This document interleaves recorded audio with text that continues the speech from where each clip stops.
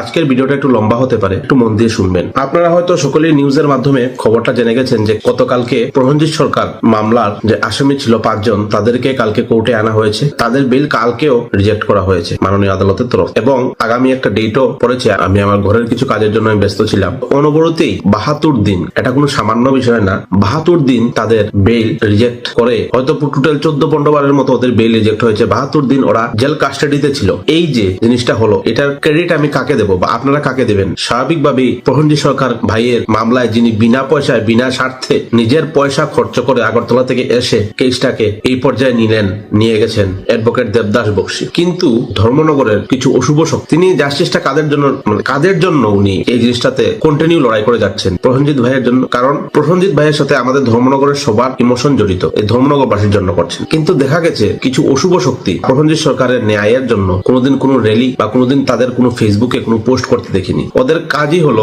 মানুষের ক্ষতি করা, এবং মানুষের ক্ষতি কিভাবে করা যায়। আমি সবের নাম জানি। কালকে আমাকে একজন, আমাদের ধর্মনগরেরই একজন, আমাকে ট্যাগ করে একটি কথা লিখেছিলেন যে প্রসেনজিৎ সরকার মামলায় বড়সড় ডিল হয়েছে, তুমি একটা ভিডিও বানাও, যাতে যদি ডিল হয়ে থাকে তাহলে প্রসেনজিৎ সরকার যে ডিলের মাধ্যমে যে পয়সাটা আসবে, বিশাল অঙ্কের পয়সা নাকি ডিল হয়েছে, এই যে বিশাল অঙ্কের পয়সা যাতে প্রসেনজিতের ফ্যামিলি পায়। আমি সাথে সাথে উনাকে ফোন করে কথা বলি যে এরকম কিছুই না, উনাকে বুঝিয়ে বলি, উনি পোস্টটা ডিলিট করে দেন। এবং ওই অশুভ শক্তিগুলি উনাকে ফোন করে বলেছে যে এই হয়েছে, এবং কোর্টের ভিতরেও কোর্টের মানুষকেও ফোন করে উনারা বলছেন যে এটা সেটেলমেন্ট হয়েছে। কিন্তু আমি আপনাদের বলছি সম্পূর্ণটাই ভুল, এবং ওদেরকে আমি ভিডিওর মাধ্যমে বলছি, আপনারা যদি সত্যি জেনে থাকেন যে এটা সেটেলমেন্টে গিয়েছে প্রসেনজিৎ সরকারের মামলা, তাহলে প্রথমে আপনারা উত্তর দিন কিসের জন্য তাদের বেল কালকে রিজেক্ট হলো, এবং তারা কি করে কালকে কোর্টে আসলো যদি সেটেলমেন্টই হয়ে থাকে। এবং আমিও সোশ্যাল মিডিয়ার মাধ্যমে আপনাদেরকে বলছি, আপনারা প্রমাণ দিন। সোশ্যাল মিডিয়া আছে, আপনারা প্রমাণটা সোশ্যাল মিডিয়াতে আপলোড করুন যে এই ধরনের কোনো সেটেলমেন্ট হয়েছে।